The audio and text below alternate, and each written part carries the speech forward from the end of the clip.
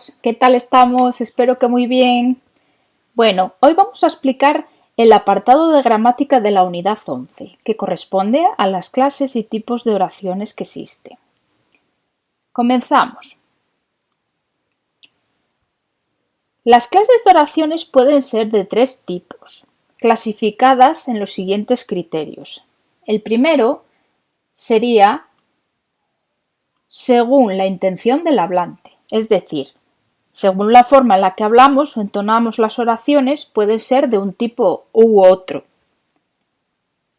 Según la voz del verbo, es decir, cómo se utiliza el verbo en esa oración. Y por último, que también tiene que ver con los verbos, según el número de verbos del que está compuesto dichas oraciones. Vamos a ver y estudiar cada tipología de manera individual. Vamos a comenzar con las oraciones que son según la intención del hablante. Utilizamos las oraciones con distintas intenciones, es decir, en la forma en la que hablamos o entonamos, las oraciones pueden servir para afirmar, para preguntar, para expresar sentimientos, para expresar deseos, órdenes, etc. Vamos a ver cada uno de esos tipos de forma individual. Existen 7 tipos de oraciones en cuanto a la intención del hablante, es decir, de lo que queremos expresar. El primer tipo son las oraciones enunciativas, que nos sirven para afirmar e informar de algo que quiere el hablante. El tipo 2, las oraciones interrogativas, como dice la palabra, sirven para interrogar, ¿no? Para preguntar. Y para ello utilizamos siempre los signos de puntuación de las interrogaciones. El tipo número 3, las oraciones exclamativas, sirven para expresar sentimientos como alegría, sorpresa, tristeza, ¿vale? El tipo 4, las oraciones exhortativas, expresan órdenes, prohibiciones o consejos. El tipo número 5, las oraciones optativas, también sirven para expresar algo, pero en este caso deseos. Por ejemplo, ojalá esto se termine pronto, al igual que las oraciones exclamativas también van acompañadas de los signos de exclamación. El tipo 6, las oraciones dubitativas, como dice su palabra, expresan dudas. Por ejemplo, quizás el año que viene sea mucho mejor. Esto nos expresa duda, ya que utiliza quizás una duda que tendremos de si será así o no. El tipo 7, las oraciones de posibilidad, expresan suposiciones o prohibiciones. Por ejemplo, creo que pronto volverá a la normalidad. Eso sería una suposición. ¿De acuerdo? Bien, continuamos con el segundo criterio para evaluar cómo son o clasificar las oraciones. Según la voz del verbo. La voz del verbo es cuando el sujeto de la oración es activo o pasivo. No tenemos ni idea de lo que es esto. Lo vamos a explicar a continuación. Podemos tener la voz activa, que serían oraciones que tienen un verbo en voz activa, es decir, todas las conjugaciones que hemos estudiado ahora y las formas verbales que conocéis de las conjugaciones de la primera, segunda y tercera conjugación son verbos en voz activa, ¿de acuerdo? Pueden ser tiempos simples y tiempos compuestos, pero siempre están en voz activa, es decir, que el sujeto es activo. Martina limpió muy bien la casa. ¿Vale? Limpió sería una forma verbal que pertenece al pasado, ¿no? Muy bien. Pretérito perfecto simple en este caso. Vamos a ir a las oraciones pasivas, que son las que no entendemos y es el contenido nuevo. Bien, las oraciones pasivas tienen un verbo en voz pasiva, que está formado por el verbo ser conjugado más el participio del verbo. ¿Qué era el participio de un verbo? Pues son las formas no personales que hemos visto de infinitivo, participio y gerundio. El participio de un verbo Cuando teníamos la primera conjugación, por ejemplo, hablar, que terminaba en ar, el participio se forma con ada o ado, como es el caso de esta oración, limpiada o limpiado, ¿de acuerdo? Si tengo el participio de la segunda conjugación y la tercera ir, de beber o vivir, terminaría en ido o ida, es decir, de beber sería bebido y de ir o vivir sería vivido o vivida. Entonces, siempre va a aparecer un sujeto, que luego os explico cómo se clasifica, el verbo ser en cualquiera de sus formas verbales y el participio del verbo que yo quiero expresar. En este caso fue, sería un pasado, limpiada, con el participio del verbo limpiar. Y dice, muy bien por Martina. Si os dais cuenta, esta oración es la oración pasiva de esta oración activa que tengo aquí. Aquí dice, Martina limpió muy bien la casa.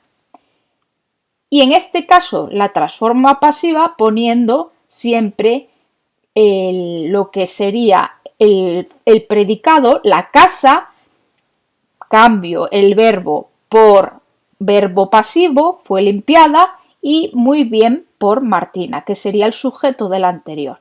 ¿Qué pasa con este sujeto que antes era predicado? Bueno, pues se convierte en sujeto paciente. Se llama paciente porque es el que recibe la acción. Ya sé que hasta ahora conocéis el sujeto elíptico o tácito o omitido y el sujeto normal, ¿no? Pero en este caso se llamaría sujeto paciente cuando una oración está en voz pasiva. Que quede claro que siempre se forma con el verbo ser y el participio de un verbo. Si yo veo dos tiempos verbales juntos y uno es el verbo ser y un participio, está en voz pasiva la oración. ¿De acuerdo? Bien, continuamos con la última clasificación, que sería según el número de verbos. Las oraciones pueden tener uno o varios verbos, ¿vale? Y simplemente sería tan fácil como saber que hay dos tipos.